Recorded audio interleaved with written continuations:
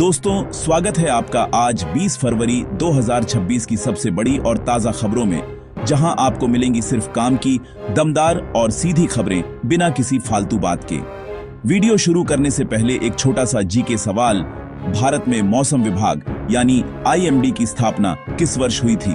विकल्प हैं ए 1865, बी 1875, सी 1885, डी 1895। सही जवाब कमेंट में बताइए। सही जवाब देने वालों में से कुछ लोगों को मिलेगा खास शॉट आउट। वीडियो पसंद आए तो लाइक जरूर कीजिए, शेयर कीजिए और सब्सक्राइब करना बिल्कुल मत भूलिए। चलिए शुरू करते हैं आज की बड़ी खबरों का सिलसिला। एआई इंपैक्ट समिट 2026 जारी है। भारत में इंडिया एआई इंपैक्ट समिट 2026 चल रहा है, जिसमें नरेंद्र मोदी सहित कई वैश्विक टेक लीडर्स शामिल हुए।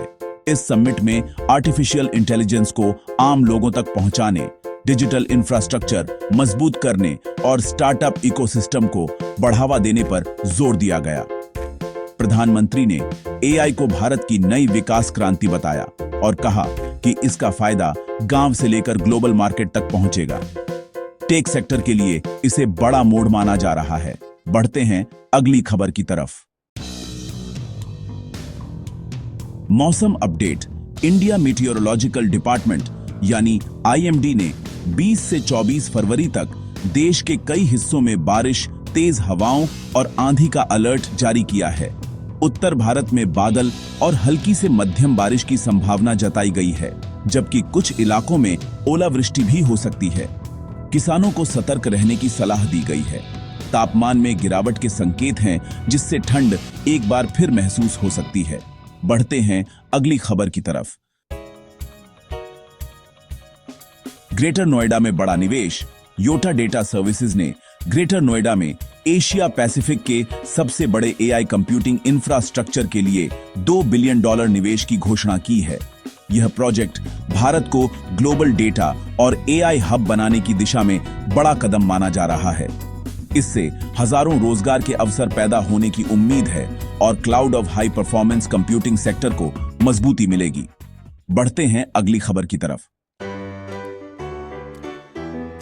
रमजान 2026 के पाक महीने का दूसरा रोजा 20 फरवरी को रखा जाएगा और सहरी इफ्तार का टाइमिंग भी जारी कर दिया गया है।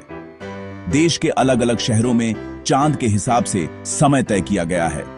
मस्जिदों में नमाज की तैयारियां शुरू हो चुकी हैं और बाजारों में भी रौनक बढ़ गई है।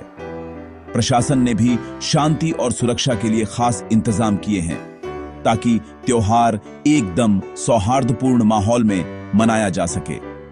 तो चलिए बढ़ते हैं अगली खबर की तरफ। राजस्थान में मौसम का असर देखने को मिल रहा है। 20 फरवरी को कई इलाकों में बदलते मौसम और बारिश तूफान का अलर्ट जारी हुआ है। कुछ जिलों में तेज हवाओं के साथ हल्की बारिश की संभावना जताई गई है। मौसम विभाग ने किसानों और यात्रियों को सावधानी बरतने की सलाह दी है। तापमान में उतार चढ़ाव भी देखने को मिल सकता है, जिससे फसलों और जनजीवन पर असर पड़ सकता है। अब बढ़ते हैं अगली खबर की तरफ। रामजन सहरी टाइमिंग की बात करें तो यूपी के शहर जैसे लखनऊ, कानपुर और आगरा में 20 फरवरी को रोजे की सहरी का सटीक समय जारी किया गया है। धार्मिक संगठनों ने लोगों से समय का पालन करने और शांति बनाए रखने की अपील की है।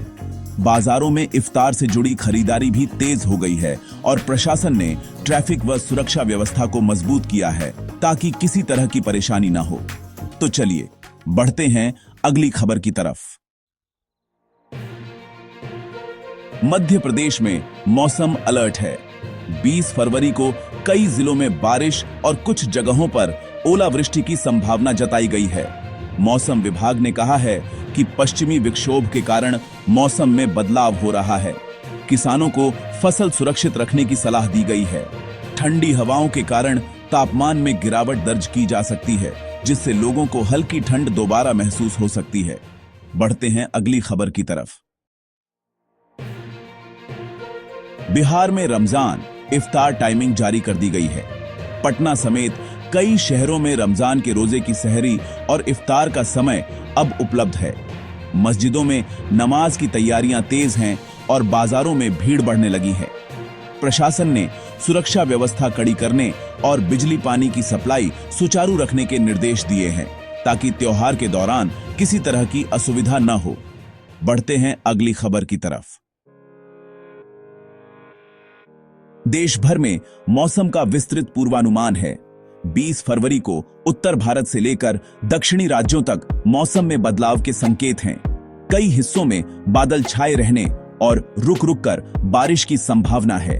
पर्वतीय क्षेत्रों में हल्की बर्फबारी भी हो सकती है। मौसम विभाग लगातार स्थिति पर नजर बनाए हुए है और समय समय पर अपडेट जारी कर रहा है। बढ़ते हैं अगली खबर की तरफ। अब बात करते हैं पंचांग और शुभ योग की। 20 फरवरी को धार्मिक दृष्टि से गजकेसरी, सर्वार्थ सिद्धि और रवि योग जैसे शुभ संयोग बन रहे हैं। ज्योतिषाचार्यों के अनुसार यह दिन नए कार्य शुरू करने और महत्वपूर्ण निर्णय लेने के लिए शुभ माना जा रहा है। कई लोग इस दिन पूजा पाठ और विशेष अनुष्ठान की योजना बना रहे हैं। धार्मिक दृष्टिकोण से दिन को सकारात्मक ऊर्जा वाला बताया जा रहा है। बढ़ते हैं अगली खबर की तरफ। कैसी लगी आपको ये सारी खबरें? मुझे कमेंट्स में जरूर बताइए। अगर वीडियो अच्छा लगा हो तो इसे लाइक कीजिए और अगर आपने चैनल को सब्सक्राइब नहीं किया है तो अभी सब्सक्राइब कीजिए। साथ ही घंटी के निशान को दबाना मत भूलिएगा ताकि आपको हमारी हर नई वीडियो का नोटिफिकेशन सबसे पहले मिले। मैं फिर मिलूंगा ऐसी ही अच्छी और खास खबरों के साथ। तब तक के लिए जय श्री राम, जय हिंद, वंदे मातरम।